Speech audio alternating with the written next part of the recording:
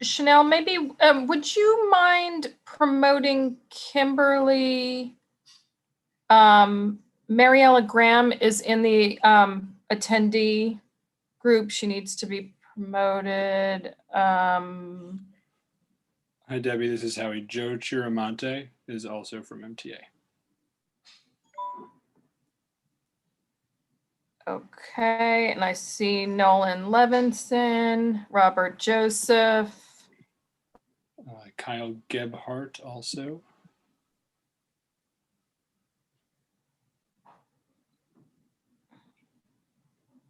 Does it still count as a quorum if there's more agency staff than community board members, Debbie? It does not. It does not. Hi, Debbie. At least for the tunnel conversation, we have some DOT staff also and some people to present. Jonine Kidder, she has her hand raised, among a few other staff. And okay, yeah, and I see, hey Gerard, and I see Bruce Robertson. Wait, I will catch up to everybody in 1 sec. All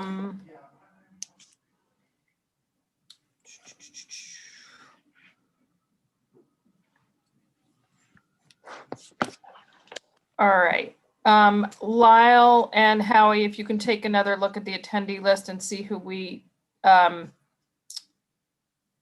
still need to promote. Yeah, I see Nolan Levinson still and Robert Joseph. Sorry, Chanel, I know Howie's speaking a little softly. So that's Nolan Levinson and Robert Joseph. Okay. Oh, can you hear me better now? He moves very quickly. No one is faster than Chanel on a Zoom call. I try. Okay. Let's see. Rob Thompson's over there in the attendee list. Oh, yeah.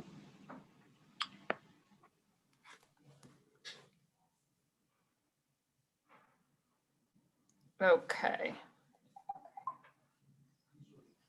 And I see 2 Joanne Kidders. So I don't know which is the right one, but.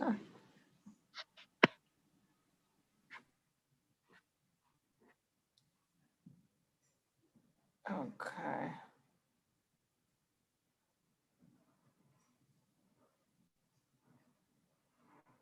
All right, I'm just seeing if we have enough people. We also have 2 Lyles. Yes, I'm on 2 devices. Ah, Yeah, oh my. My laptop doesn't have a camera or a microphone.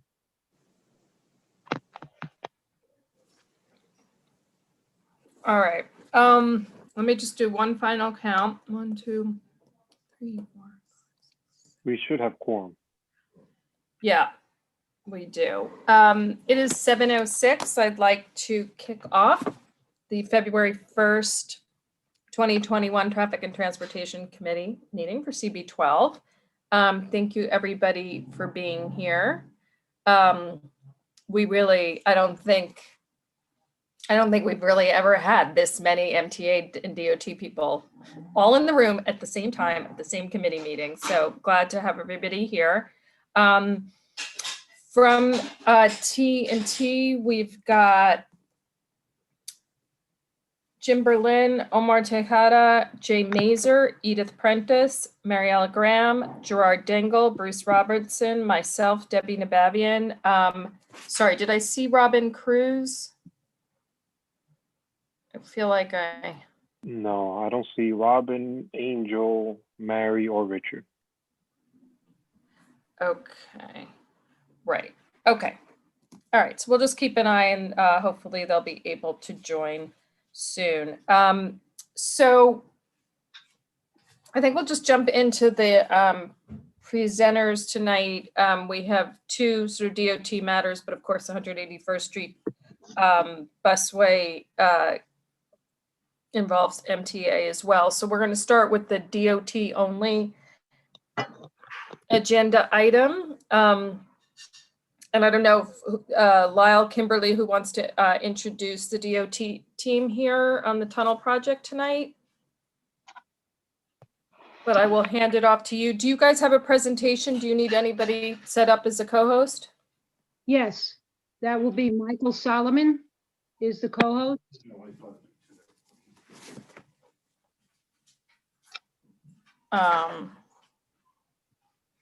Do we have? I thought I heard him earlier. Yeah, I think he's on the attendee list. Oh, no, he needs to be promoted and then whatever is needed so that Michael Solomon is able to share his screen, Chanel. I thought he was one of yours. Okay. There we go. Hello, can you hear me? Yes, Mike. Okay. We can. Joe, are you going to say anything or should I just jump right in? I thought Lyle was going to do something. Oh yeah, I can. Yeah, just real quick, just everyone, in regards to this presentation, it's DOT wants to give an update, have a conversation in regards to the tunnel by 191st Street. Do you know there's a tunnel by the one train station at 191st? As mentioned previously, a little while ago, DOT had some ideas and some plans in order to do some rehab for this area. And we have our bridges division here and our consultant crew here to talk about this in a little more detail. I guess Michael's gonna be one to discuss this. Sure. So Mike, just before you jump in, what I'd like to do is let the community board know who's here with us. So thank you again for having us. With me tonight, my name is Jonine Kidder. I'm the Executive Director of Community Affairs and Bridges. And that does include 6 tunnels that New York City DOT is also responsible for. With me tonight is Dennis Siegel, who's our Director of Movable Bridges. His project manager for this project, Fernandra Congregati, is with us. My deputy, Huascar Robles, Director of Community Affairs. And from our consultant team, we have Michael Solomon. And Mike, I'm not sure, is Deborah joining us this evening? Deborah's on. Deborah House is their Director of Community Engagement, and they will answer some questions for you at the end of the project, and Michael will give the presentation. Thank you, Janine. Thanks, Joe. Can everybody see the first slide? Yes, we can. Okay, so I just want to make sure everybody's on the first slide and then I'll go through. So thank you for giving us the opportunity tonight to speak about the rehabilitation of the 191st Street pedestrian tunnel. My name is Michael Solomon. I am the project manager for the rehabilitation project. Sorry, my tongue got tied up. So quick agenda, we'll just talk a little bit about the project description, the need for the project, what our scope of work is, key issues as we see it, how we're going to engage the community and public outreach, and the overall project schedule. So as you all are probably much more familiar than I am, because you guys live in the area, the 191st Street pedestrian tunnel goes from Broadway basically to underneath St. Nicholas Avenue. It is the only entrance to the 1 and 9 station from the Broadway side. It is about 1,000 feet long, and it goes under several buildings. And it provides access to the lower part of the neighborhood to the station. It also provides a pass-through that the community uses. They go through the tunnel and take the elevators up, and that's how they get to the top side of the hill at St. Nicholas Avenue, and in both directions, of course. And if I go too fast, please let me know and I'll slow down, or if you have questions, I'll stop and answer your questions. So the station opened in 1911, the tunnel opened in 1913. As I said before, it connects the 191st Street to the number 1 station. It's about 10 feet wide and it's about a quarter mile long, and it slopes downhill towards the station entrance. So when you're on the Broadway side, it looks like a building, and you've got several issues with this building. It's got a low ceiling at the entrance, and that very, very steep ramp that is at the building side. So one of our scope items is to address that ramp and that building and see what we can do with it. So looking at the tunnel sideways, you can see the first part of the tunnel is really that building. So that's the picture along the top. So that's a sideways view through the tunnel. So you have on the left side the station entrance, the building, which is circled in the picture below, and then you go all the way through the tunnel, and we make the left turn into the station mezzanine. So the tunnel is really broken into into two pieces. The building portion, which is about 100 feet long, and then from there on, it looks like it was a mine tunnel all the way to the station entrance. I'm sorry, someone's calling my phone, my home phone. So really, it's two pieces, and we need to look at them separately because there's slightly different things you need to do for both of them. So why are we doing this project? There are some deterioration in the concrete along the length of the tunnel. There is water leaking in and puddling on the floors. The staircase is worn. I mentioned the ramp is very steep and should be addressed. And we see, there is the water infiltrates into the tunnel and does puddle especially at where the tunnel makes the turn into the station mezzanine. So what are we looking to do? We're looking to rehabilitate the structure, repair any utilities. So like the lighting system was recently installed, so it looks like it's in good shape. But if we need to, if it's in our way as we repair the concrete, we'll remove it and reinstall it. As we're doing that, we would like to look at, the pedestrian circulation and make sure that when we do work in the tunnel, that we make sure that there's a viable circulation pattern for pedestrians to get from Broadway to St. Nicholas Avenue. As part of that, there are electrical systems in there. There's a fire alarm or a smoke detector system that appears to be tied to the New York City Transit system. There's the countdown clock that's all the way at the Broadway side. Those will get removed and either replaced with up to date, depending on how things work out with New York City Transit, or replaced in kind. We're looking at what the aesthetics will be for the length of the tunnel. Because we understand this is it's a major gateway for the community. The art installation that was done, whether it needs to be refreshed or whatever wants to be done, or is there some other way the community and DOT would like to go? And of course, we want to address that ramp and the non-ADA compliance of that ramp and make it safe for ADA use, because this is really the only the major egress out of that tunnel from the Broadway side.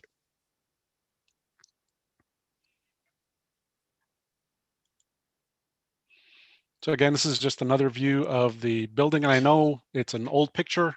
This was from, I believe, last summer, or actually before that. And I know there's a 5-story building going up right next to the station entrance, but the building has got the ramp, it's got the stairs, it has an existing roof that appears to be leaking, and the facade. So what do we, the discussion with DOT is, what do you want to do with the building? And the alternatives you want to consider with the building and what to do next with the building. And so that's where we're spending, you'll see it in the schedule. We're focused with DOT about what we're doing now, is basically information gathering, testing material, sampling the material to see what exists there. To be able to make an informed decision about what the overall rehabilitation of the project would be. So for the building, right, there are a couple of issues that we were looking at. So if we, I apologize if it's hard to follow. The existing ramp is there. I'm moving my cursor. Can you see my cursor move along the screen? Yes. Okay.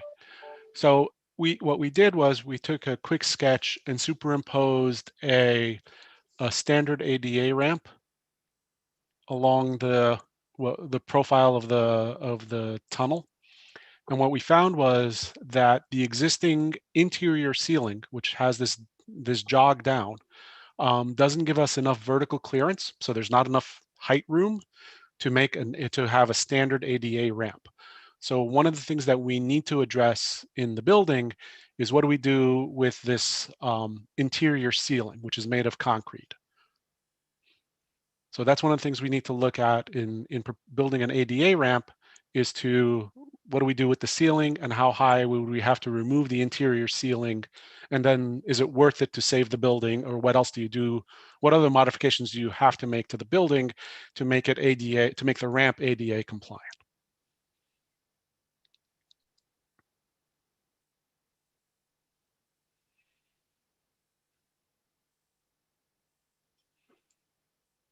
So I touched on some of these before, and you can actually, in this picture, you can actually see the low ceiling in the building portion. So like I said before, from a structural perspective, we want to evaluate the tunnel, see how strong the concrete is, how well it's bonded to itself, how well it's bonded to the rock liner. We're going to look at the drainage because there is water leaking into the tunnel. We want to think about how to redirect the water to the appropriate drainage systems and make sure that it's going where it's supposed to go instead of just, inadvertently leaking through areas where you don't want it to leak through. Of course, we said we're going to address the stairs. We want to address the ramp for ADA access. As part of our overall screening, we are going to do standard testing for the presence of asbestos and lead, and determine whether there's any abatement that needs to happen when we go into during construction. Of course, we're going to look at pedestrian and vehicular traffic, especially if we consider if there's any consideration to closing the tunnel during construction. We'd want to make sure that if we're going to divert pedestrian traffic around, and if we want to, Joe, is it okay if I talk about what we talked about? Yeah, definitely. Okay, so if we talked, we had initial conversations with DOT about running an alternate shuttle service as an alternate for the pedestrians instead of walking through the tunnel if we close the tunnel for construction.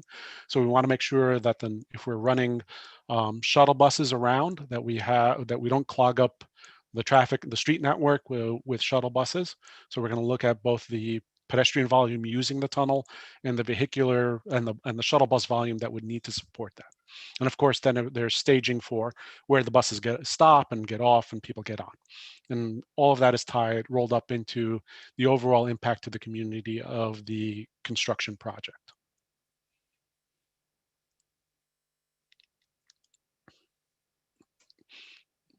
So, Deb, do you want to take this slide or do you want me to take it?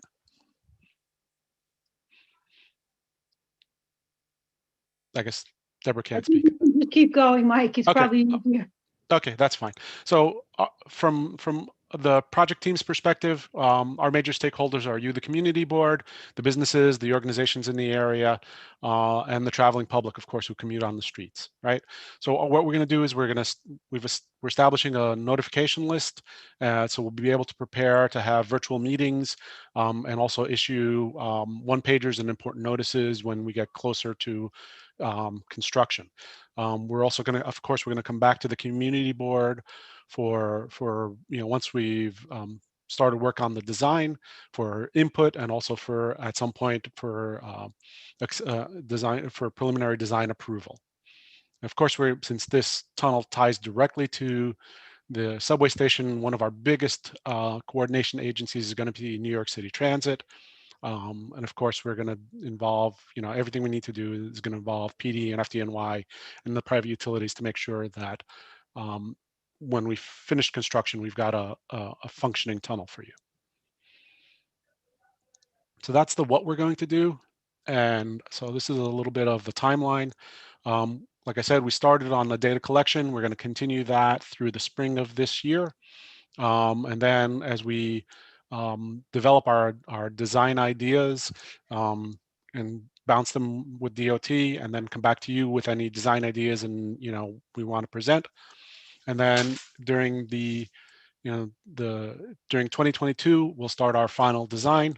And I know 2025 sounds like it's a long time away, but it's really not that far away from a design cycle, from a design life cycle. So we're right now scheduling construction to begin in 2025. And that's all I have. So Mike, if you would go back and put the first slide up, just so we have, Sure. unless folks would prefer another one. Deborah, if you'll be our MC, I think your members of your committee, if you could field the questions or unmute people to ask whatever questions they might have. Absolutely. Thank you for this presentation. I guess I have just one thing as we collect names and for the questions. So would one presume that you will have to have times in the construction where the tunnel will need to be closed, and maybe sometimes where the tunnel can be partly, could be open to some extent for some pedestrian passing? Or do we already know that this is a full tunnel closure kind of thing? Like, what do we know and what do we don't know at this juncture? So I think for now, there are more unknowns than known. But I was involved in the project we did several years ago where we did the environmental cleanup of the tunnel and the art initiative for the murals. And because of the narrowness of the tunnel and the work zone that the contractor would likely have to perform any of the repairs, I probably would expect that the tunnel would mostly be closed and that we would have the shuttle bus in operation throughout. If going into the project, if we get some window of time that makes sense to reopen the tunnel to the community, we would certainly consider doing that. My own experience with these things, we haven't done a tunnel construction per se in the 11 years I've been with bridges. But what we found is that when we open and close things, thinking we're being more responsive, it's sometimes community and stakeholders find that more confusing.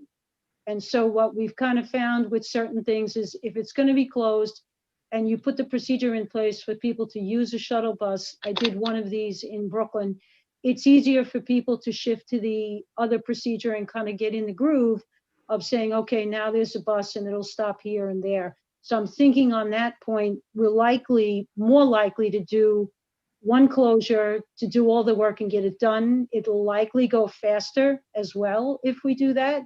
So I wouldn't think we'd have time to open it, but if that's important, we can look at that. All right. Well, I think that's a fair response. I don't have a formed opinion. I'm sure MTA would have some point of view about, closing things fully versus, keeping them moving. Thank you, Janine. We have a bunch of questions from the committee. I'm going to start with Jim Berlin, followed by Gerard Dingle. Thank you. I have basically 3 comments. First thing, of course, is that ramp, which was better than nothing, I suppose, absolutely needs work. And it's just shocking what you're going to have to do possibly just to put in, an ADA compliant ramp. But again, congratulations on the ramp. Now, there's a de facto issue with that tunnel, which we all have to put our heads around, and that is bicyclists use it, and they don't necessarily walk their bikes. But, insofar as it's a city street, et cetera, et cetera. So this is something we have to consider. Another thing I don't believe that was mentioned was the security in the tunnel. It probably could use a bunch of cameras and, people would have to worry about who monitors them and such.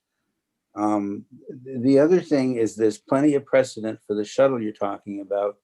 When Lin-Manuel Miranda filmed his movie In the Heights, they used the tunnel. and he ran a shuttle for 2 days, and then the MTA ran a shuttle for months and months because they were repairing the elevators at that very station. So, that's, the good part. So those essentially are my comments. I reserve the right, of course, to come back, and again, you are to be congratulated. Thank you. Thank you, Mr. Berlin.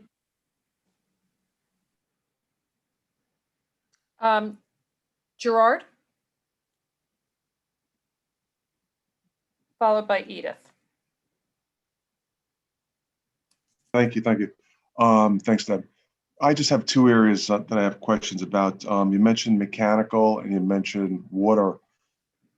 Regarding water infiltration, I would probably guess, and it may be a little too early to answer these, but I'm just putting it out there because you might have some early assessments. But water infiltration that would probably be associated with the building, but also with ground. Have you determined the most significant causes for either? And how are you figuring to treat that?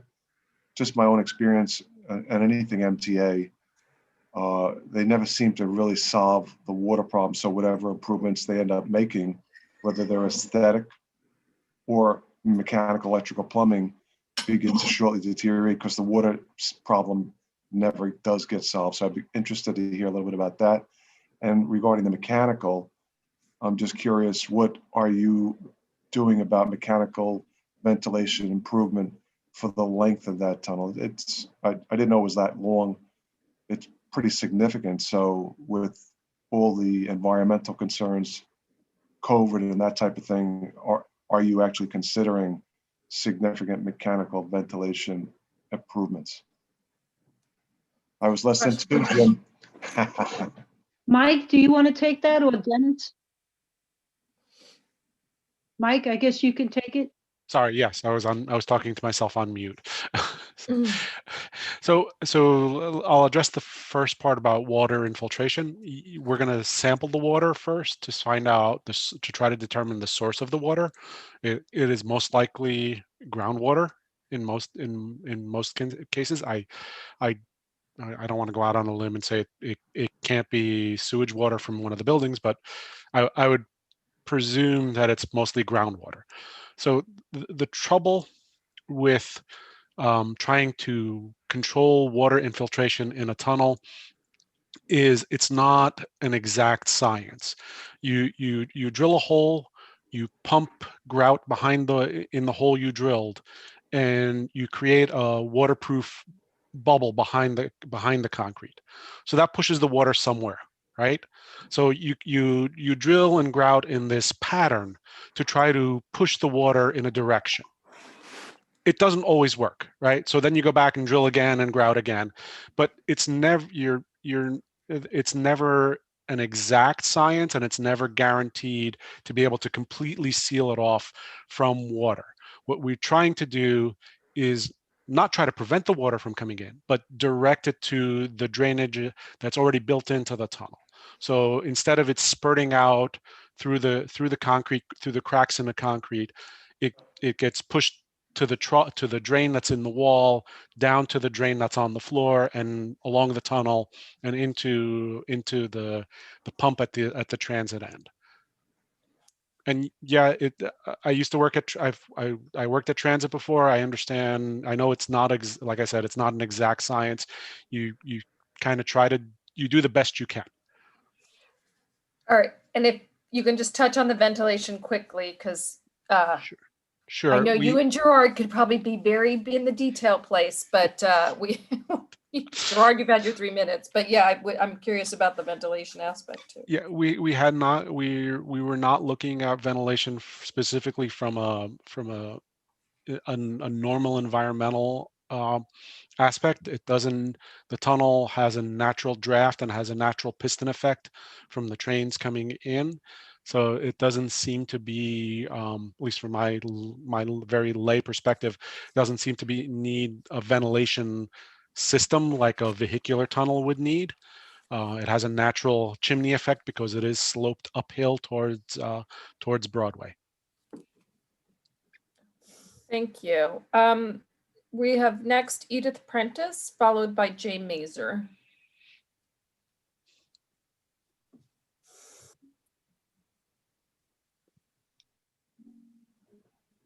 Edith, you just need to unmute. There you I go. did. There you go. Okay. Having lived through at least one previous renovation of this station, at which point I did address the inaccessibility and was told the ceiling was too low. At that point, I asked DOT, what about going into the ramp level? And was told that was impossible. Is it still impossible? Is that a consideration to actually break that ramp and dig down into the ramp as a way of having not to redo the ceiling?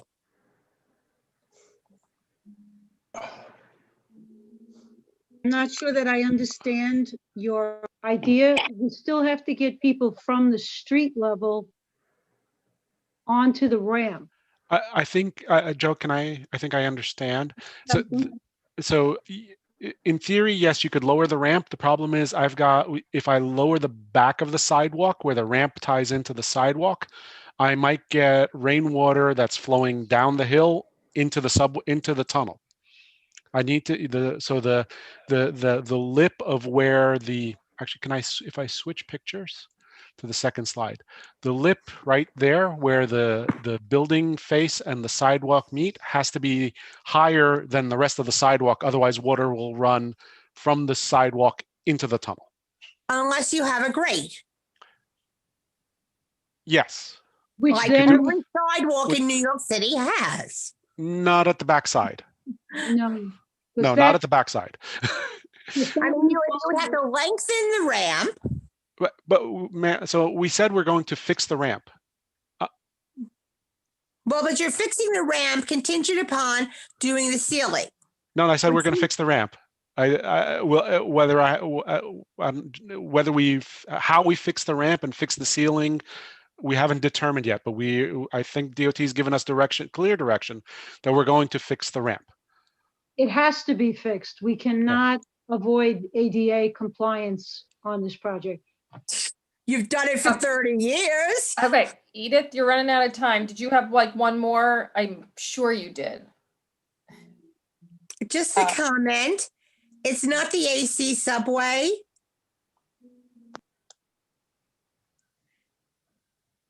Yeah, this is the number 1 train. No, Yes. no. Look over to the AC. It's simply the A. The C terminates at 168th Street, please. Okay, Thank you. correct that. Thank you.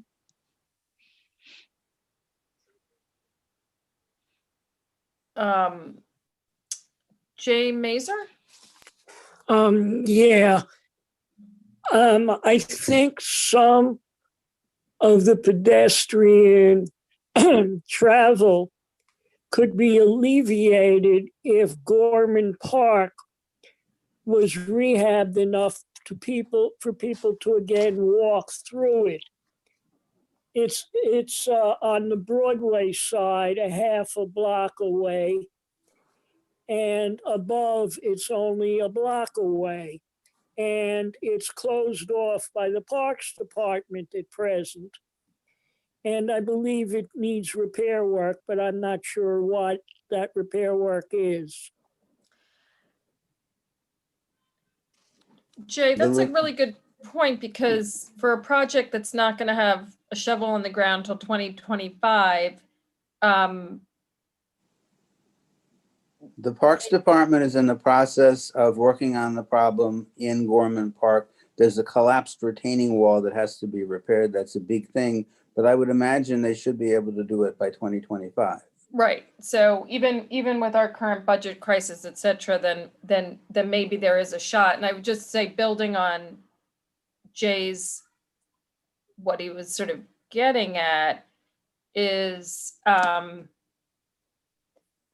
thing was that the aspect of the shuttle that the MTA had when this was closed on the St. Nicholas side wasn't really utilized, because as utilized as the tunnel is, it didn't, I think a shuttle in this case would potentially, but I guess what I'm saying is, you can't just assume the shuttle's going to get utilized, because people can get off the stop earlier or something like that. And so the specifics of this situation and what's closed here and things like access to Gorman Park, like all of those are going to become salient because, we've now been through a few of them and they're not always used as much as we'd like them to be.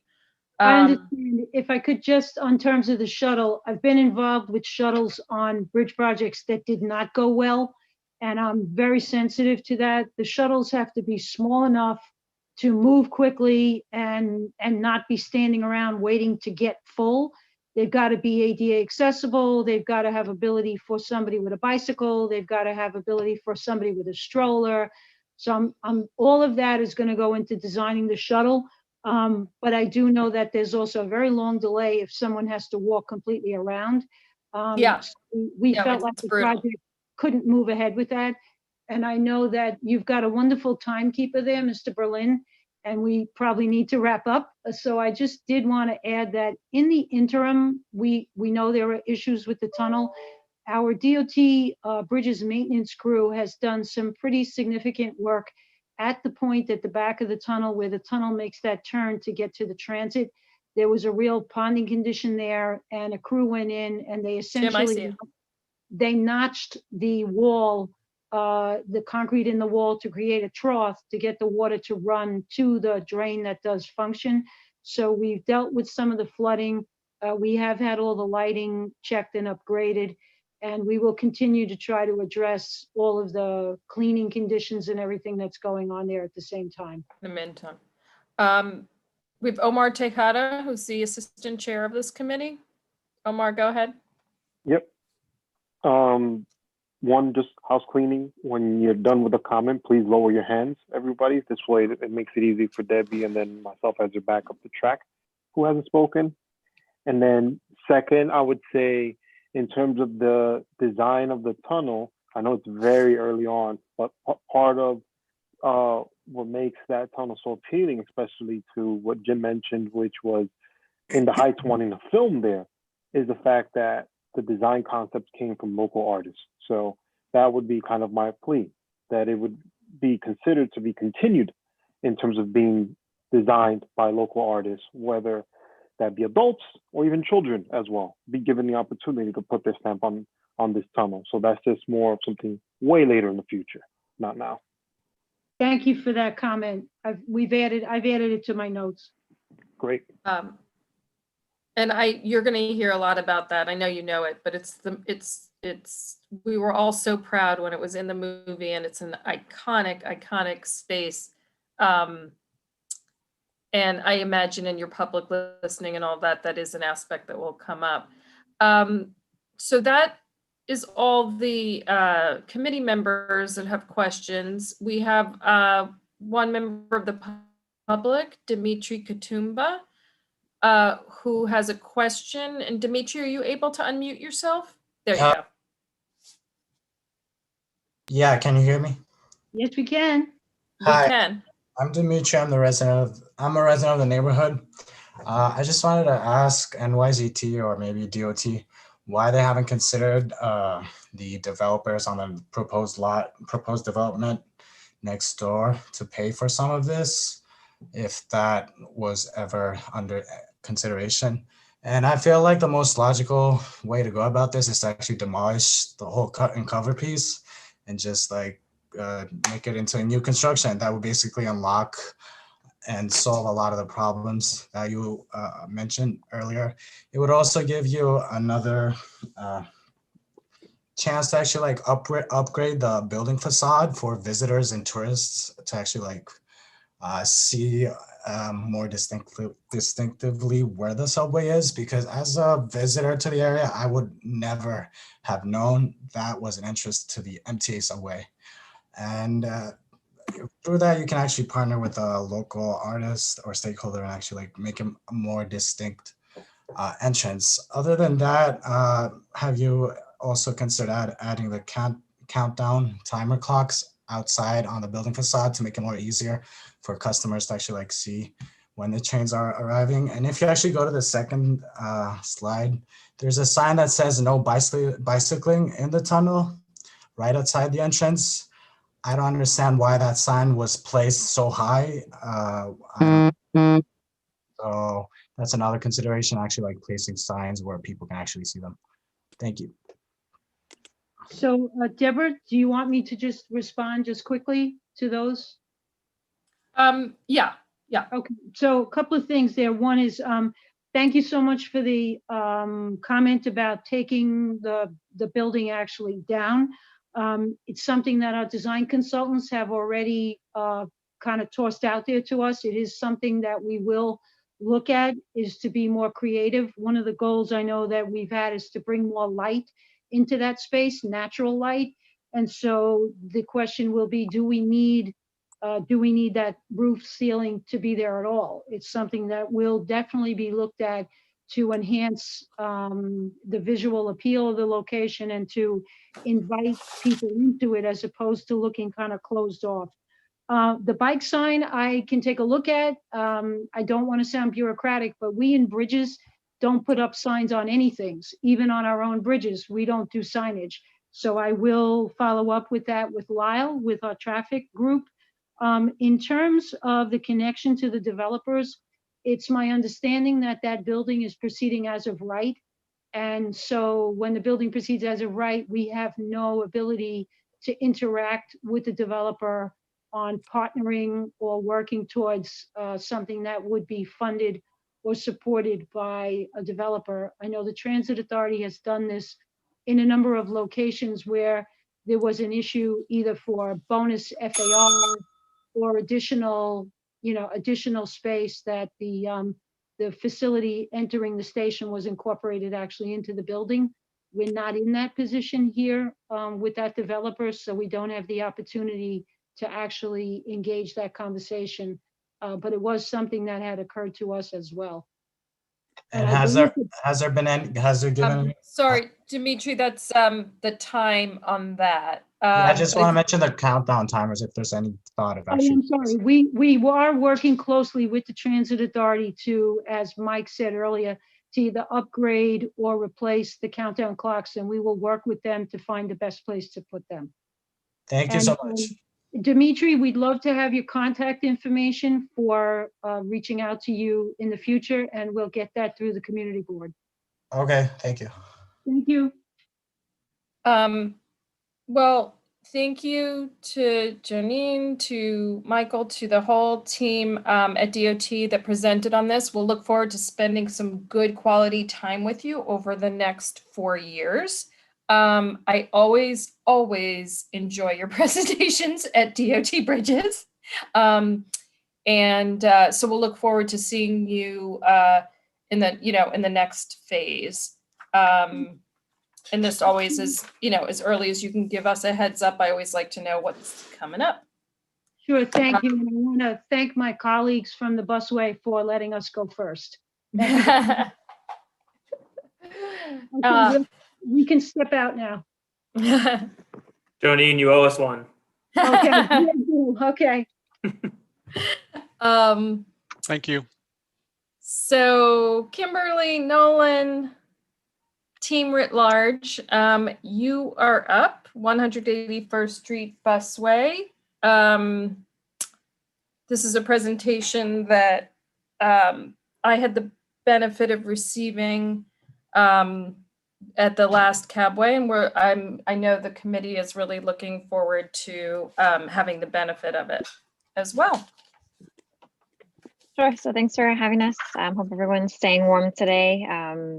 As Debbie mentioned, we already presented most of the same presentation earlier, or last month rather, to the Community Advisory Board for this project. It builds on what we presented here with you guys in November. Most of the proposal is very similar, but we've added some information about the outreach that we've done since then, and some additional information about proposed curb regulations. But other than that, we have Nolan from our transit team, and also I believe Kyle is on. And then we do have folks from transit. I don't know if Howie, you want to jump in and introduce whoever's on the meeting, but Sure. Kyle. Hi, folks. For those who don't know me, Howie Levine, New York City Transit Government Community Relations. We're also joined tonight by a few members of our bus planning team, Joe Chiramonte, Robert Joseph, and Rob Thompson, who mostly will just be kind of answering if there's any transit-specific questions as we move forward with the presentation. So looking forward to it. Howie, thank you for the MTA team to be here tonight. We appreciate it. Of course.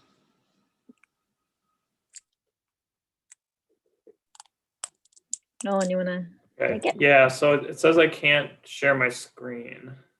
Chanel, let's switch over for Nolan Levinson to be able to drive.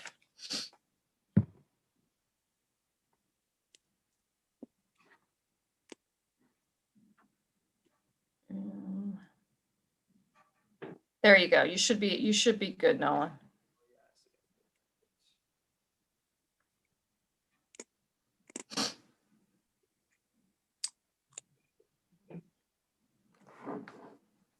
Everybody see this? Yeah. Great. Hey. All right. Hello, everyone. Thanks, everyone, for the intro. Going to be tough to follow that Great Bridges presentation. Hope everyone here is doing well and staying safe. It's great to see you all here again tonight, and thanks for having us. As you know, my name is Nolan Levinson, and I'm a project manager in DOT's Transit Development Group. We came to you all in November to talk about plans for a pilot busway project on 181st Street to improve bus service on the corridor, and we're back to provide an update on that plan. So let's take a look at what we'll be covering today during the presentation. First, we'll provide some background information for everyone to make sure that we're all on the same page. Then we'll report on some online outreach that we undertook over the past couple months. Then we'll look at the busway proposal, the results of the traffic analysis that we did, in addition to the parking study that we did. And then at the end, we'll go over kind of what the next steps are for the project and take any questions that you may have. All right. So in June 2020, in response to the COVID-19 pandemic, Mayor Bill de Blasio announced the restart of New York City DOT's Better Buses program, which focused on 9 important corridors throughout the 5 boroughs. The projects included 4 bus lane projects and 5 busways, one of which was 181st Street. These corridors were chosen due to their high ridership, high concentrations of people who rely on public transit to get around, ability to implement fairly quickly, as well as geographic equity. To date, we have implemented 6 of these projects with plans to install the remaining 3, including 181st Street in 2021. So what is a busway exactly? A busway prioritizes the movement of bus riders by limiting traffic throughout the corridor. On a busway, only buses, trucks, and emergency vehicles may travel from end to end. All vehicles, however, can utilize the street to access businesses and services, but any vehicle besides a truck, bus, or emergency vehicle can only travel 1 block before making the next available turn off the corridor. As part of this treatment, parking regulations are updated to ensure that the needs of businesses and services are met along the corridor. This treatment supports commercial activity while also speeding up transit service. With the installation of a busway, DOT, including on 181st Street, monitors bus and traffic operations, both on the busway street itself and in the surrounding neighborhood to make sure that traffic continues to flow.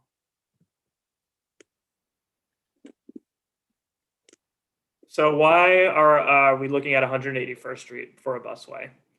The street is one of the busiest transit corridors, especially for buses in the city, with 5 MTA bus routes that carry 42,000 riders on the corridor each day. These routes connect neighborhoods with high numbers of essential workers who continue to commute during the pandemic. We want to make sure that they have fast, reliable, and safe commutes. Transit users make up the vast majority of people using 181st Street, but only have a minimal amount of dedicated space on the street currently. This results in very slow bus speeds, averaging less than 4 miles an hour, even when the existing eastbound bus lane is in effect. We know that most Washington Heights residents do not have access to a car, and the majority commute via public transit, walking and biking, and surveys show that almost 90% of people get to Washington Heights businesses via walking or public transit, and all of these folks would directly benefit from a busway treatment. In July, we formed a community advisory board, or CAB, consisting of elected officials, community board members, local institutions, and other key stakeholders. The group has advised on neighborhood concerns and given input on project design throughout the process. After our kickoff, we met with additional stakeholders and developed a draft busway plan, which we presented to you all in November. During the fall, we also conducted traffic and parking analyses and adjusted the design based on the results of those studies, which we'll report on to you tonight. Last month, we shared this updated plan and the results of the study with the Community Advisory Board. Now we are here with you all to give an update of where we're at. After this meeting, we will incorporate any feedback received tonight and then make plans for implementation and installation of the project. During that time, we will be conducting additional outreach to businesses and developing information documents such as pamphlets and flyers to get the word out about the changes coming to 181st Street. We also plan to collect traffic data before we install the busway to make sure that we have an accurate count of existing travel patterns before the project is installed. In the spring, we plan to install the project. At its launch, we will have traffic enforcement agents directing traffic and helping folks navigate the new changes. Throughout the entire one-year pilot process, we will be collecting traffic data and reporting back to the stakeholders, including you all. We also will respond to any feedback we receive and make adjustments to the project as needed. So some other updates to share with you. In October, the mayor received a strong letter of support for the 181st Street busway from elected officials, community organizations, and advocates. Signatories included all of the local electeds, including State Senator Jackson, Assemblymember De La Rosa, Borough President Brewer, Councilmember Rodriguez, the North Manhattan Improvement Corporation, We Act for Environmental Justice, in addition to numerous transit advocacy organizations. They called for us to install the project before the winter months. However, DOT wanted to complete our analysis first and talk to all the stakeholders before moving forward, which we are doing now and will be continuing to do in the coming months. To give you an update, which Debbie knows, about the last CAB meeting in January a few weeks ago, we heard some additional concerns about traffic circulation. We have thoroughly evaluated what the potential changes may be and plan to closely monitor traffic throughout the area to make sure that traffic is still flowing as best as possible. We know that traffic is a major concern in the area, and we want to make sure that we're not impeding overall mobility in the neighborhood.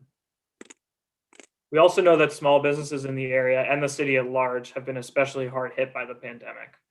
One advantage of the busway is that it actually creates an opportunity to improve parking management to allow for business access.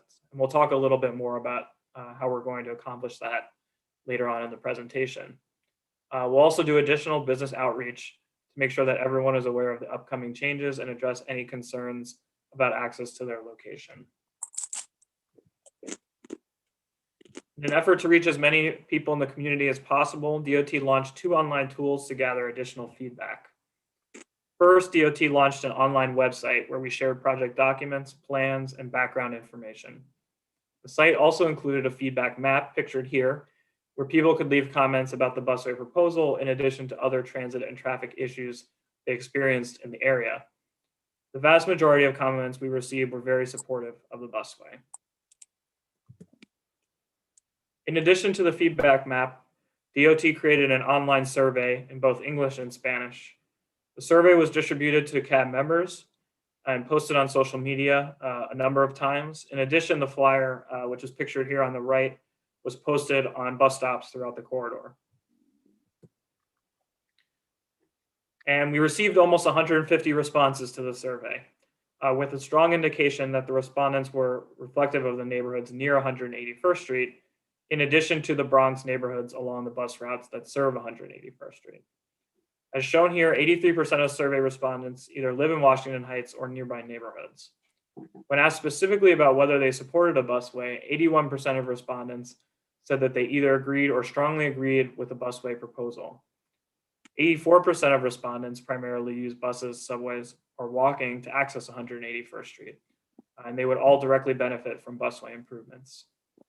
The survey respondents expressed also that that 181st Street is plagued with slow and unreliable bus service, traffic congestion, and parking as top concerns for the corridor.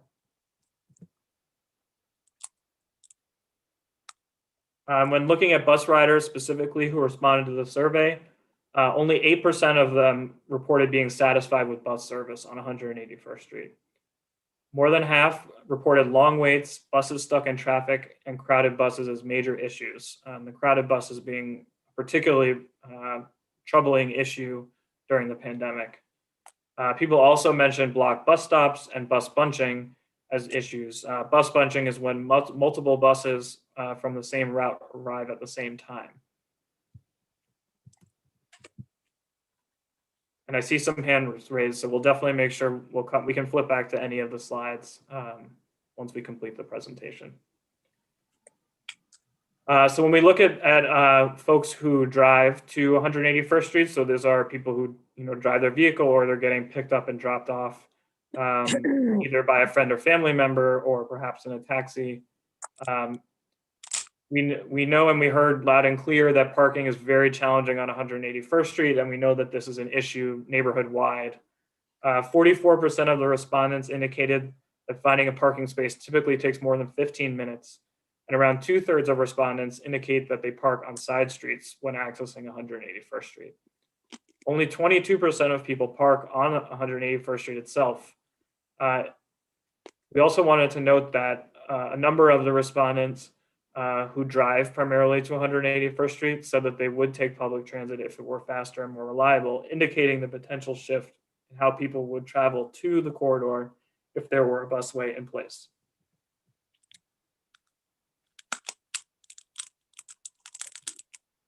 So we asked people what their reasons were for visiting 181st Street. More than 70% said that they shop, dine, or visit other businesses on the corridor. Almost 90% of those people said that they arrive via walking, bus, subway, or bike, highlighting the importance of prioritizing bus service.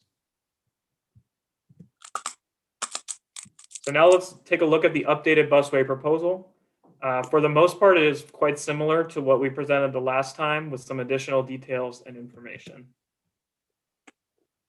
As a reminder, only buses, trucks, and emergency vehicles will be able to travel from end to end on 181st Street between Broadway and Amsterdam. All vehicles can turn onto 181st Street for local access, but cars and vans must make the first available right turn off the corridor after they either park or access a business. This ensures that 181st Street is only used by people that need to be there, rather than a cut-through route to another destination. I want to emphasize that parking and loading activities would be allowed throughout the corridor during the busway hours, with some modifications to ensure that there isn't as much double parking and that people can find a place to do what they need to do when accessing 181st Street. The busway hours would start at 6 a.m. and end at 10 p.m. every day. Given how busy the corridor is all day, and that many who traverse the corridor do not have typical 9-to-5 schedules, we feel like this will create the greatest benefit for everyone using the street. The extents of the busway will be from Broadway to Amsterdam in the eastbound direction and Amsterdam to Wadsworth in the westbound direction. The image shown here is an example block. In this case, the block between St. Nicholas Ave and Audubon. The configuration of the street shows a lane for parking on either side of the street. Those are shown here where my cursor is, with one general travel lane in each direction that's limited to buses, trucks, emergency vehicles, and all other vehicles that are using the street for local access. Approaching the intersection, either right turn lanes would be added, or if it's a bus stop, there will be additional bus lane marked as shown here in red. General traffic may turn onto the corridor, but must make the right turn off the corridor at the next intersection. As an example, if you're a vehicle traveling south on Audubon Avenue, you can make the right turn onto westbound 181st Street. You can access a business here. Maybe you're going to New York Presbyterian or the UPS store. You can park your vehicle, do what you need to do, and then get back in your vehicle, and then continue on 181st Street before you make a right turn onto St. Nicholas Avenue. So now we'll take a look at the traffic analysis that supports this design. As a reminder, at the last meeting, we shared some initial results with you about origins and destinations of vehicles. Using GPS data, we determined that almost half of all traffic on 181st Street is cut-through traffic, meaning that the vehicles had a destination other than 181st Street. This cut-through traffic could be redirected to larger roadways in the network. The data also show that the majority of vehicles with the destination on 181st Street are actually already using the cross streets. The folks that would be redirected are the 5% of vehicles coming from Fort Washington towards Broadway and 33% coming over the Washington Bridge, which we know is under construction currently, so that has changed some of the travel patterns. Using an advanced traffic model that was created by the Port Authority for the GWB bus terminal project, we are able to predict where we think these vehicles may redirect to if a busway were installed. The model was calibrated with our most recent counts available from the fall of 2019. In addition, we also added growth factors for all of the new development that is happening in the neighborhood. This was a concern raised by the CAB, and we wanted to make sure that we were understanding, future travel patterns as well. So taking a look at the results of the traffic analysis, the proposed busway results in potential significant improvements for buses on 181st Street. End-to-end travel times were reduced up to 20% during peak hours. This translates to minutes saved each day for each of the tens of thousands of riders on the bus. Since flow for buses would be improved, buses would also operate more reliably, causing fewer instances of multiple buses on the same route arriving simultaneously. In addition to travel time savings for the bus, truck delays were reduced up to 15% during peak hours. On some blocks, we did see minor increases in vehicle volume. On the whole, however, including all of the traffic in the network, we saw vehicle passenger delay increase approximately 4 to 6% during peak hours. In general, we saw the greatest volume increases on the north-south avenues. However, all average delay increases were less than a minute, and on some blocks, they were actually reduced. So in many cases, it evened out overall. That's not to say that we shouldn't be paying attention to potential impacts. So as stated previously, the majority of side streets do not see a significant change in vehicle delay, but there were a few locations that came up in the study. They include the locations shown on the bottom left and listed on the bottom right. There are 2 blocks on 182nd Street, 2 blocks on 180th Street, and 2 blocks on 178th Street. For the most part, the increase is relatively small, with the exception of 182nd between Audubon and St. Nicholas. In most cases, the delay increase on average is less than a minute. In some cases, much less than a minute. And we want to make sure that we're going to monitor those locations very closely to see if this comes to fruition, to see if we need to make any changes to make sure that these side streets are not overloaded. In addition to those hotspot locations, DOT will be collecting traffic data before and during the project pilot time period. Remember, this is a 1-year pilot project that we'll be evaluating throughout. We want to make sure that we're understanding how traffic is circulating through the entire neighborhood. So we will be collecting data in a much wider range than just the 181st Street and the immediate next streets. We'll be collecting data from the south at 176th Street to 188th Street to the north, and from Fort Washington Ave to Amsterdam. As issues arise, adjustments can be made to improve traffic flow as needed, including changes to signal timing, design or roadway markings, and signage and parking regulations. To offer a bit of comparison, on 14th Street, we undertook a similar type of traffic analysis and monitoring plan. While we understand that these locations are very different, given the proximity of 181st Street to the George Washington Bridge, the Cross Bronx, and other major roadways and highways, we do think that this is still a valuable comparison and something that we've studied a good amount. The data showed that the 14th Street busway actually resulted in fewer delays to surrounding streets than that model predicted. This is to say that, in general, we feel like the model is a good prediction, but oftentimes it tends to be on the conservative side. All the side streets around 14th Street saw less than 1 minute increases in travel times. And most importantly, you can see the dramatic improvements for bus operations on 14th Street, with travel times improving almost by a quarter, which saved almost 3 minutes, on average for customers and riders on the buses. So we also did a study of parking activity on 181st Street using time-lapse camera footage. So we hung up cameras and took pictures every few minutes to understand who was parking where and for how long. The analysis showed that a significant amount of vehicles on the corridor double or illegally parked, meaning that they are parked in a bus stop or another no standing zone. This probably is a surprise to none of you, being very familiar with the corridor. This means that the existing parking regulations aren't working to ensure that people can access the curb. Generally speaking, legally parked vehicles stay parked for about an hour, while double or illegally parked vehicles stay for less than 15 minutes, indicating that there are two types of activities happening here. There are people parking their cars and accessing businesses or services on the corridor. And then there are those who just need to pop in somewhere for something quick, maybe for coffee or some other purpose. We also saw a lot of truck loading activity, but notice that the majority of that happens earlier in the day before 1 o'clock in the afternoon. And we'll take all of this data into consideration, showing you on the next slides how the parking regulations will be updated.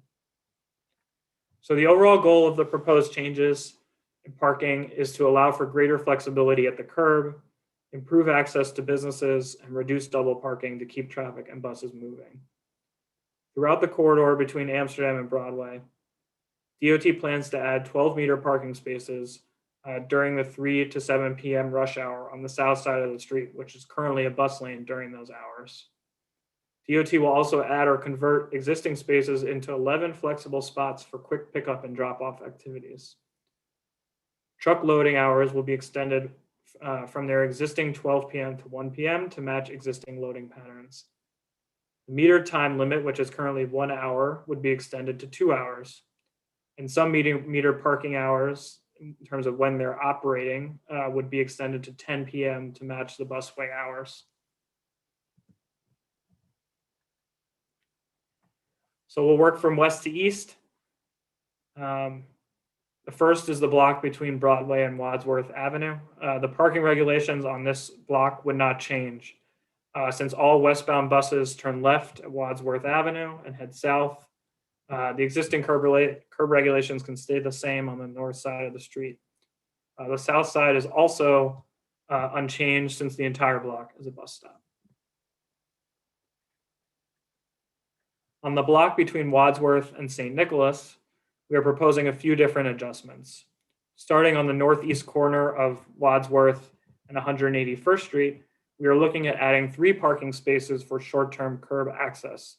This is something that we've utilized on 14th Street in Manhattan and Church Avenue in Brooklyn, where 15 or 30-minute parking is provided to allow for that quick pickup and drop-off activity that I was mentioning earlier. For the remainder of the north side of the block, we would have 2-hour metered parking throughout the day from 9 a.m. to 10 p.m. On the south side of the street, we would extend the existing truck loading regulations from 12 p.m. to 1 p.m., extend metered hours to 10 p.m. with 2-hour limits.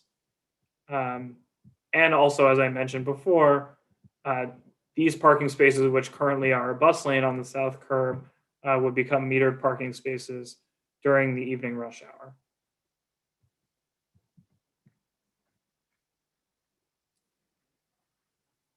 On the block between St. Nicholas and Audubon, the curb regulation changes would be similar. Starting at the northeast corner of St. Nicholas and 181st, where the bus stop is, the bus stop would remain, in addition to the existing ambulance parking regulations outside of the New York Presbyterian facility. Approaching Audubon Avenue, this is the area by like where the UPS store is, we would extend truck loading hours and metered parking hours, in addition to adjusting the metered parking time limit to 2 hours, similar to the other blocks in the proposal. The south side of the street would have similar changes to truck loading and metered parking. And these spots, again, would remain during the 3 p.m. to 7 p.m. hours, which currently are cleared for the bus lane, increasing the amount of parking available during that time. At the southeast corner of St. Nicholas and 181st, there is existing construction due to the elevator repair work the MTA is undertaking. This would be restored to a bus stop once that work has been completed. Lastly, at the southwest corner of Audubon and 181st Street at this location, we would add a right turning lane approaching the intersection. This would ensure that right turning traffic, once it's coming off 181st, does not block buses and trucks that are continuing east.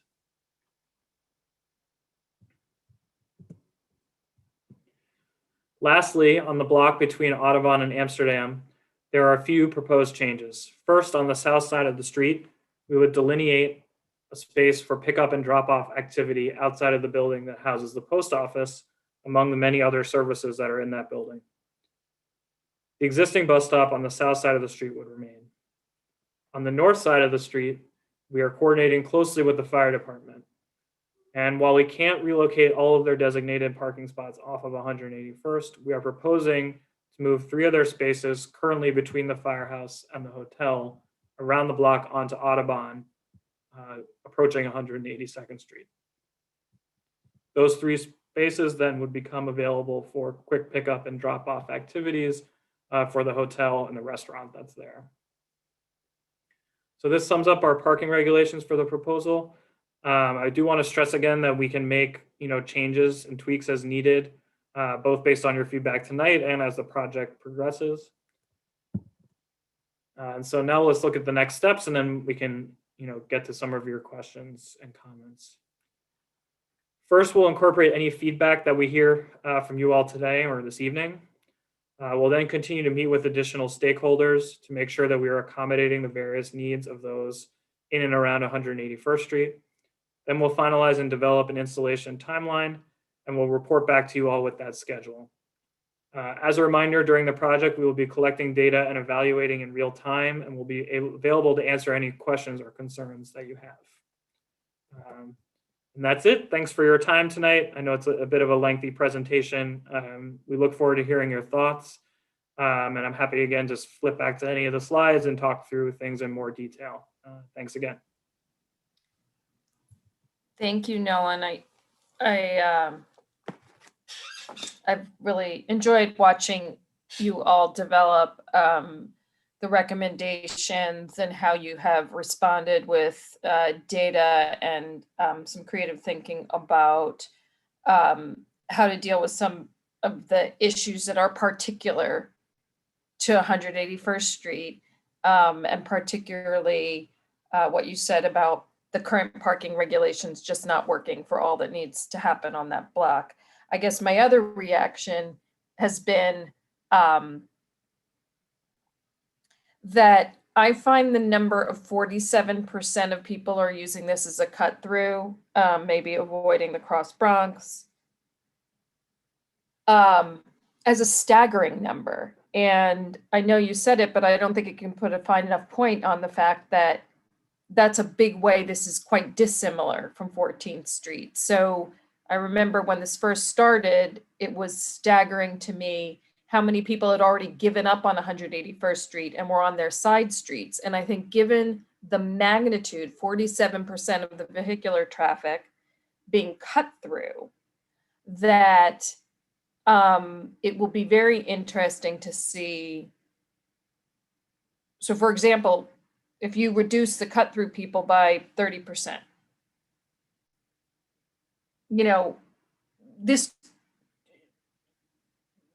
you know, we could really actually ease things on the side streets because people have already spilled out to the side streets and are clogging those already because they've given up on 181st Street. So, you know, in that way, I just think it's unique and will be, you know, the comparisons can only get us so far. So I remain optimistic. We have a few questions from the committee. We're going to start with Edith Prentice, after whom we'll have Jim Berlin. Edith, you can go ahead. I like to question, you have lots of statistics about impact on traffic. There were no statistics on the impact on pedestrians. And I've never seen so many pictures of 181st Street without a street peddler. The reality is that that area is well consumed and well occupied by lots of things. And I think that's spilling out into the streets and impacting it. I also found interesting was the west end of the busway, where it sort of ends up somewhere around the GW. That would be a really important impact on Fort Washington between 178 and 179, where pedestrians take their lives in their own hands, trying to pass among the turning buses that are making U-turns around the GWB. I think those are issues that need to be addressed as well. I hope you will consider them. Thank you.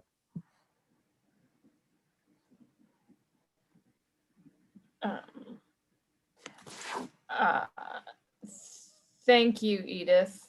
And I guess I would say, and we'll look forward to the day when the 178th project can be back on, because that also relates to what Edith was highlighting. Jim? I just started my own timer. First, I want to absolutely compliment you as an organization for the huge size of the area where you're going to measure the traffic. Because we've had so many situations in the past where they, pick this narrow area and all these ramifications that are occurring elsewhere don't get noticed. So you are to be complimented for that. Now, I'm not familiar with this 15-minute drop-off thing. It sounds like a great idea. So I think I want to compliment you on that. And I think Edith has a valid point about all these buses that go around in circles, which of course they have to do to get back to where they're, came from. But the point is, it is very scary for pedestrians in wheelchairs, pedestrians who are little people, and it's not clear what you can do, but I think, Edith is quite correct in making that point. Thank you.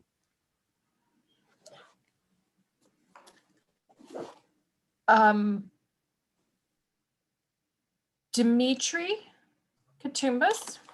Yeah, I just want to touch upon two topics. I'm not sure if the New York City DOT considered the Green Corridor initiative from the students of all the schools on 182nd Street. I'm not sure if they have any aware that there's an initiative to convert that street into, I guess it would be like a green corridor / open street. I'm not sure how much this would affect the traffic analysis that you've already done. And another thing, if you could go to slide 25, I'm not sure why you're still allowing general traffic to keep going on 181st and then making a right off 181st on Audubon. I'm not sure if that's part of the traffic analysis that you've done. And also, like, since the bridge is also owned by DOT, I recommend that there's like explicit signage, not only on the Manhattan side, but also on the Bronx side, letting people know that there's actually a busway as you're coming into Manhattan. So that would, I guess, discourage a lot of people from actually crossing the bridge in the first place. And it would also good to actually paint the bridge red. It would actually increase awareness to like the general traffic in terms of like, oh, there's a busway here. And as I said before, like explicit signage, not only on the Manhattan side of the bridge, but also on the Bronx side of the bridge. Thank you.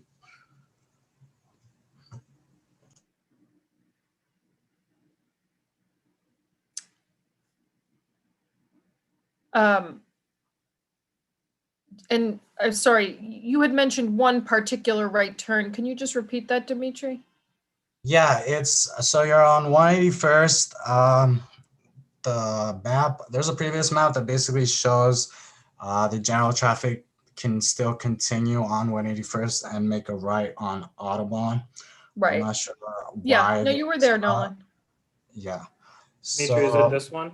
Yeah, so you can make a right on Amsterdam Avenue and then a right on Audubon Avenue if you're general traffic. Yeah, I just have a question on why that's happening. I feel like that would encourage people to actually like go ahead and get on 181st Street instead of actually making a left or right turn on Amsterdam Avenue. And by that, you would actually like have the travel lane going through on 181st Street as you're approaching Manhattan on the bridge. You can dedicate a travel lane for buses on the bridge towards, before you reach Amsterdam Avenue, basically. Yeah, I think that's a really good question, and it is something that we looked at. There are two answers for that. The first is the construction on the bridge.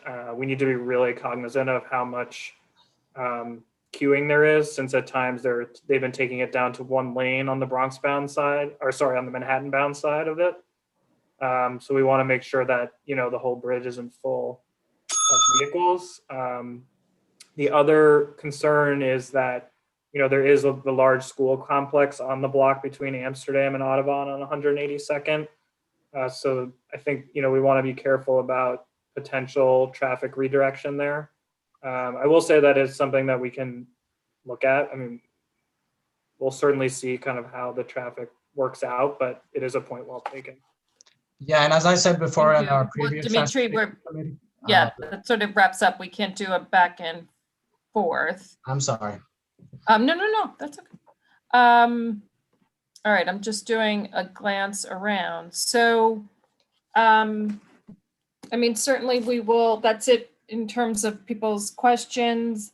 Nolan, I guess I'll say if anything comes up, if it occurs to people, we'll send questions over. And, appreciate you being here, and we'll look forward to hearing about what comes next and when. And yeah, that's that.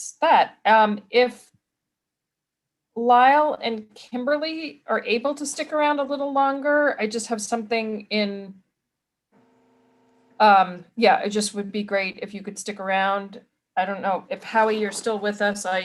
Just in case any questions come up, and maybe you could stick around as well, but. I'm still here and I can stick around. Okay, thank you. I can stand for a bit as well. Okay.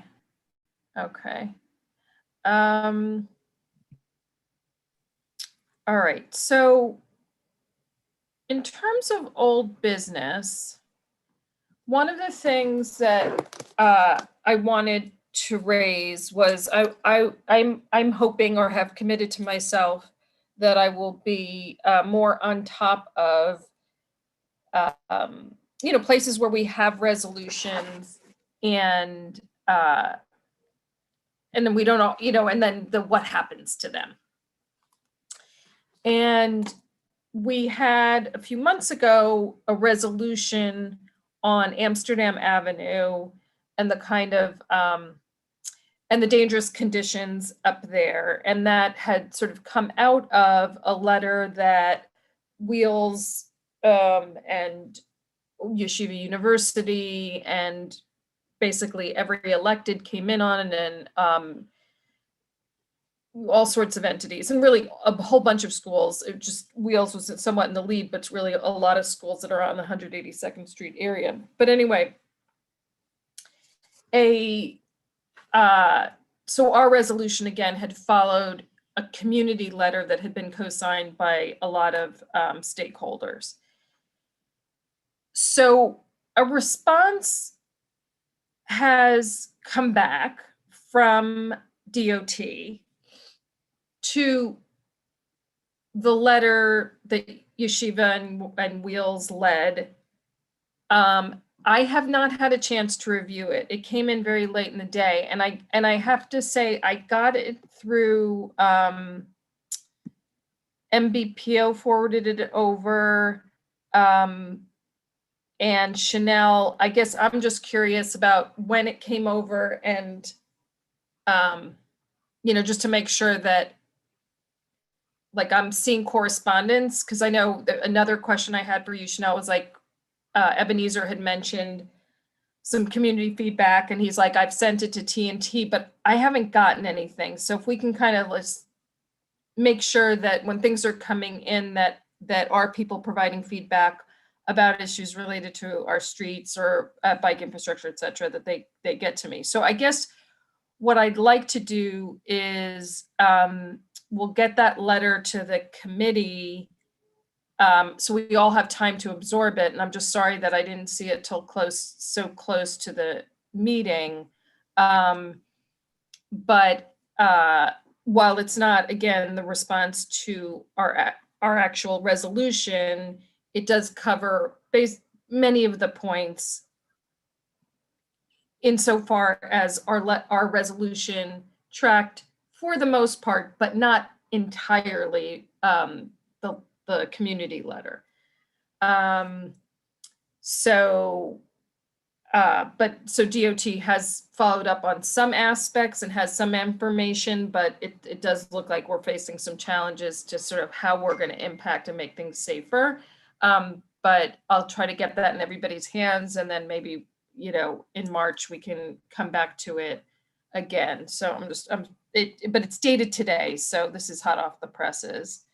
I guess I'd also like to say about old business, I was probably not as on top of follow-ups in January as I might otherwise be.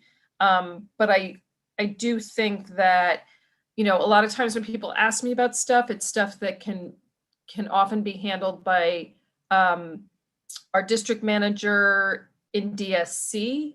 So if people can just communicate with me, it works better to sort of communicate by email, especially things that then I can pass to Chanel and Ebenezer to make sure that they've got on the list to follow up in DSC. And they don't, I guess what I'm saying is there's some items that we end up talking about, or you're waiting to talk about in the context of this meeting and old business, but they really are things that we can absolutely keep moving forward in the, through Ebenezer, throughout the month. But it's sort of, I feel like part of it is my failure lately to be able to follow up on everything. And part of it is I'm not leveraging the district manager and their activities as much as probably I could be.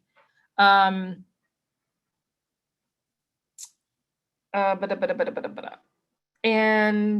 I guess we have Natalie has her hand up. Okay, great. And Natalie, that is something I meant to do before I hand over the mic to Natalie. I just do want to say, besides our many wonderful participants amongst CB12 residents, I do want to recognize that Senator Jackson's office is represented here this evening, Councilmember Rodriguez, Natalie, of course, from MBPO, and Mariel de la Cruz from the Comptroller's office. And I think I got everybody, but and then John Greenfield was here from YU in terms of our other stakeholders. And Natalie, I'm going to hand off to you now. Hi, good evening all. Natalie Espino from Gail Brewer's office, Community Planning Board Coordinator for Board 12. I just wanted to parse out a little bit of a detail there, Debbie. The response that I forwarded to you was sent. If I looked at the distro list, it was not sent to Board 12. I'll remind you that Board 12 was not a signatory on that letter. They were one of the CCs who received the letter, and Community Board 12's response, as I understand it, is the reso that you guys then sent. Right. About traffic patterns. Okay, fair enough.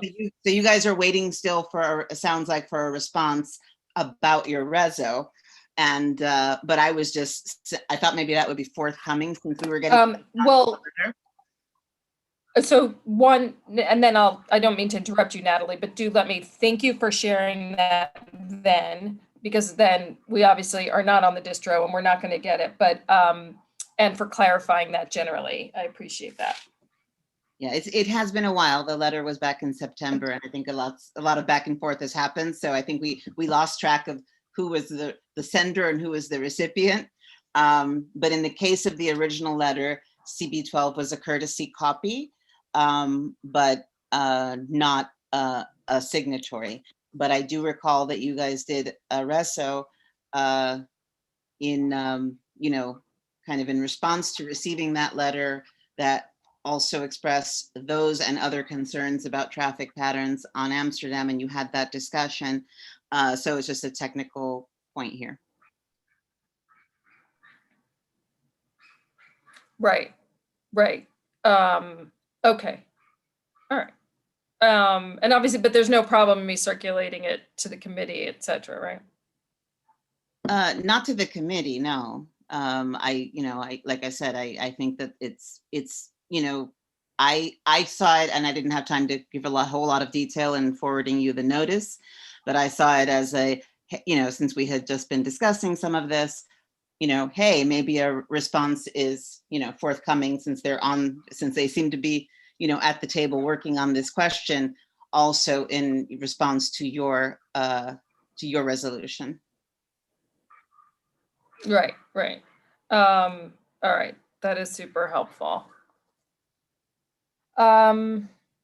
Okay, so does anybody have anything they wanted to raise under new business and something that you wanted to be considered for an upcoming meeting? I will tell you that okay, we do have somebody amongst our attendees that will want to speak.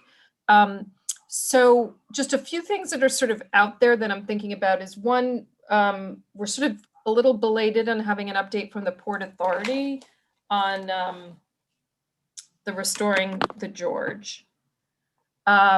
There's stuff swirling around about, I mean, as you know, because it came up in the city bike conversation, bike infrastructure issues, but some of it's related to the Greenway, and that really doesn't actually touch streets so much. It's really a lot of that stuff is in the parks. So I haven't sort of figured it all out, but I think I found it, when we had the city bike people here in that discussion, it was really interesting to me that the sort of themes we heard again and again were catching the bike infrastructure up to the city bike network, that amongst other things of the utilization and the e-bikes that really struck me. So that's sort of one idea I had is like, how does that come together? And those were some of the ideas. So let's see, Hi, Debbie, Leslie Day. I have something before we go to the public. And okay, great. I couldn't raise my hand, that's why. It's under old business. Yeah. Yep, before we go to anything new. I just want to know if there's an update on the lighting on Harlem River Drive. I know it's a topic we've been speaking about. So I know if Lyle has any update on that. I know we've been kind of have this rolling conversation about this topic, about lighting on Harlem River Drive. I don't have. Yeah. I'm sorry. I was No, just gonna say, you go ahead, Lyle. Sorry. Yeah, sorry about that. I was just going to say I don't have an update for you currently, but I can check in with our street lighting division to see what's going on, and I'll get back to you in the committee when I've heard back if that works.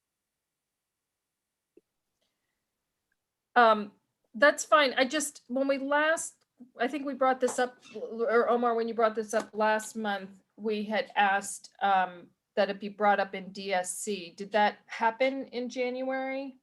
Was it raised at District Service Cabinet? I don't think it was brought up in January's cabinet meeting, but I'll see if I can get an update for you guys before that one. I know we have a few weeks. Okay. Let's see if I can get one ahead of time. Janelle, if you can just keep like a running list, because this is the kind of thing like, it's not you know, we should just be able to deal with this during the month. It's not so much like an agenda item.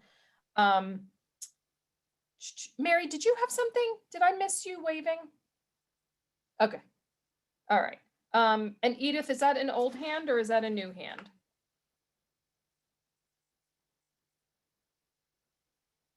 Okay, I'm gonna assume it's okay. So let me now jump to Leslie Day. It's a new hand.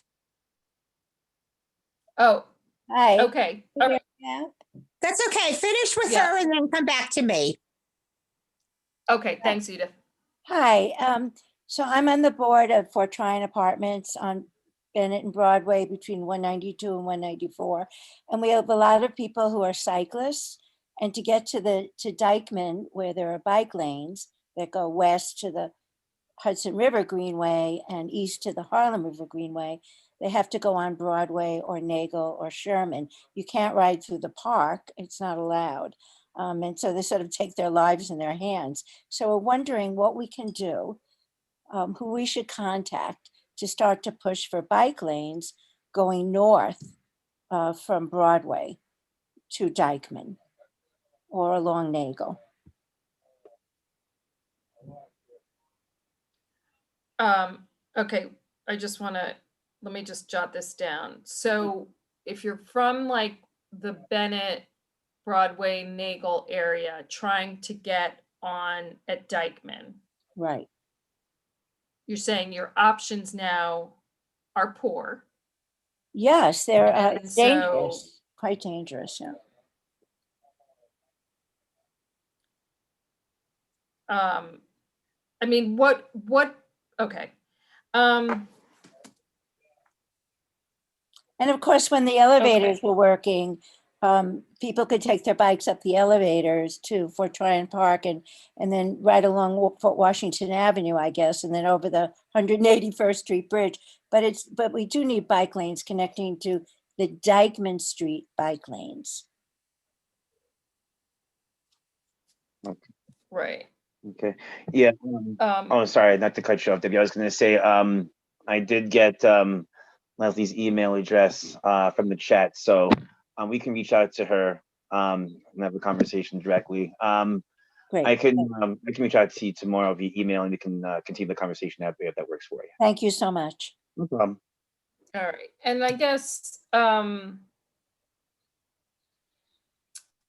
think it makes sense for us to, maybe we should just have like a neighborhood bike infrastructure agenda item, March or April, where we can take up, it just feels like we have a lot of different things, but as a few people articulated last month, that's a vast valley between St. Nicholas and Fort Washington, with a lot of sort of dangerous options. And given the expansion of City Bike, et cetera, it's sort of an opportune time. So Lyle, maybe you could just give me a hand in sort of thinking about how best to structure that as an agenda item. I don't know if Kimberly, you have some thoughts, but we can bring our just given all the some folks from our bike team as well. Would be helpful to have them Yeah. as part of the conversation if it's a specific agenda item to talk broadly about bike network. Okay. All right. So thank you, Leslie, for raising that. We're going to go back to Edith, and Thank you then all. I've got Dimitri one more time. Okay, a very quick issue.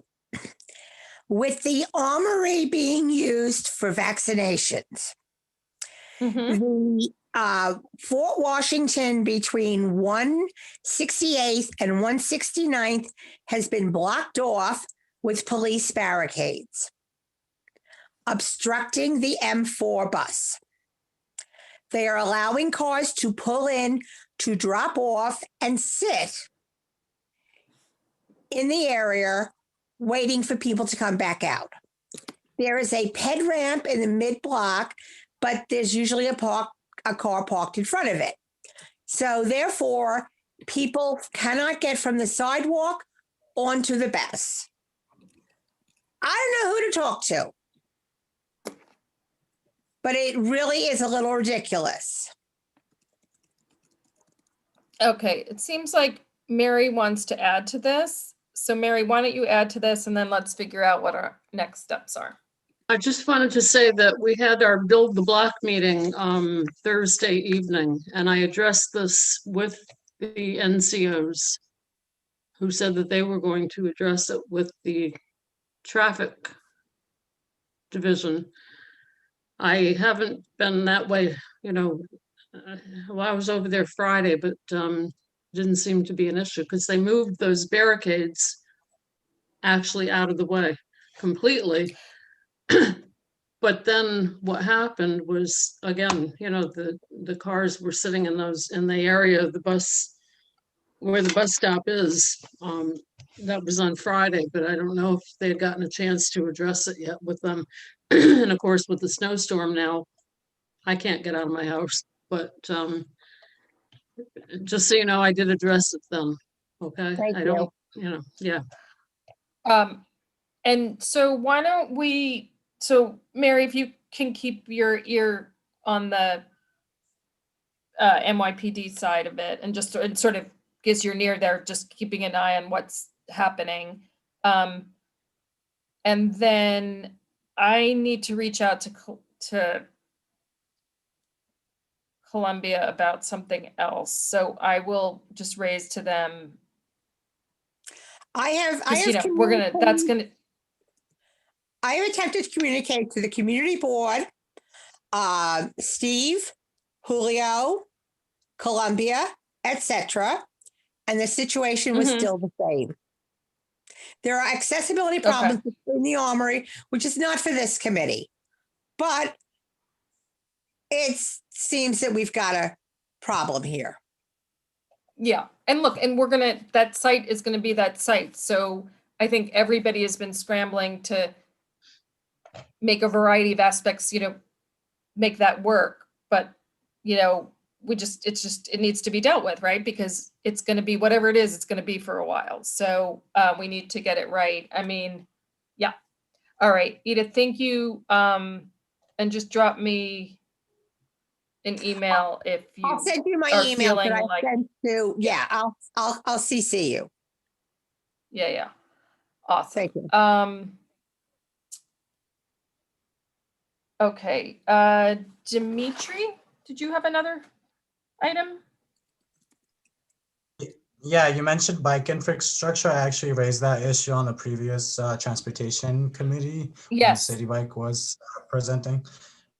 So yeah, basically my concerns is basically you have City Bike expanding in our neighborhood.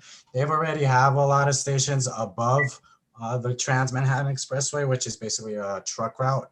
So as you have City Bike expanding more north in our neighborhood, you're gonna have a lot of people, a lot of new customers that may not have actually ridden a bike before, headed south and towards the Bronx, crossing towards the Bronx.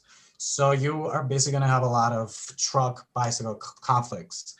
And the bike infrastructure improvements don't really support an increase in bicycle safety for not only existing people that commute by bikes in our neighborhood, but also new customers that haven't actually had a lot of experience when using City Bike.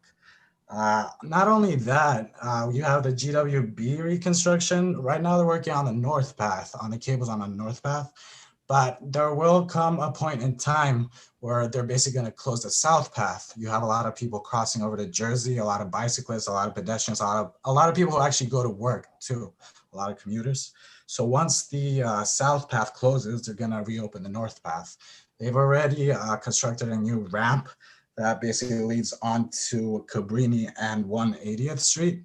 So I'm assuming there's going to be a tremendous increase in a lot of bikers using 180th and Cabrini to get on the bridge. And they're going to be crossing the Trans-Manhattan Expressway. So you're going to see a lot of conflicts, more conflicts between trucks and bicyclists. And that's a really, really big safety hazard. Not only for bicyclists, but it has been a safety hazard for pedestrians crossing Fort Washington Avenue between on 179th. I actually have a little presentation I can maybe show at a next transportation committee. Well, you will, then you'll definitely have to be part of whatever our Yeah. bike lanes, Washington Heights, infrastructure items. So I will definitely work to either get that on March and April. I am looking forward to hearing from Port Authority and an update on when they're going to wrap that up, because to your point, and I meant to send the committee pretty pictures of that landing of the new north path, because it's nice. And it's, you know, the landing part is looks kind of done, you know, but obviously they can't open it till the bridge part's more wrapped up. Okay. With that, Debbie, if there are certain areas that people are interested in that we can see before having that as an agenda item, I think it might just help us if we can like talk to our bike team and just kind of take a look at any ideas that people have in advance. It's right. always helpful. I mean, I'll send you anything that sort of comes to mind specifically, but I think, as you may remember, what was striking to me was this point that to go north-south, you have St. Nick and you have Fort Washington, but since Fort Washington is, you know, up high on one side of the mountain, and it only goes to, you know what I mean? So it terminates at the park. So really, anybody else that lives on the other side of the mountain, Overlook, Bennett, Broadway, Wadsworth, right? That's a vast amount of human beings and people that if it, you know, like their option is to go up to St. Nicholas, but that's a lot of real estate all heading towards St. Nicholas. Mm-hmm. And then I think that, you know, so I think thinking of it as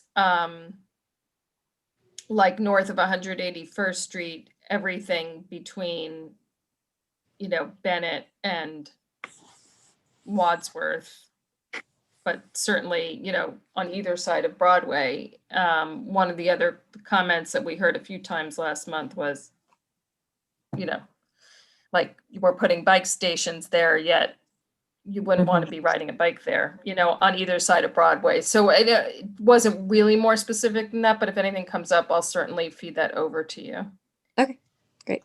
I do want to emphasize the truck routes and the entry and the exit of a lot of trucks on George W. All right. W.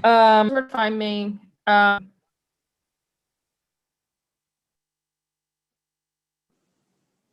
move we Yeah, adjourn. we're gonna get there. We're gonna do it. I think 8:50 p.m. Second? Second. All right. Thank you all. Thanks everybody who came out tonight in the snow, and I'll see you all soon. Take care, everyone. All right. And thanks, Thanks, Chanel. everyone. Have a good night, everyone.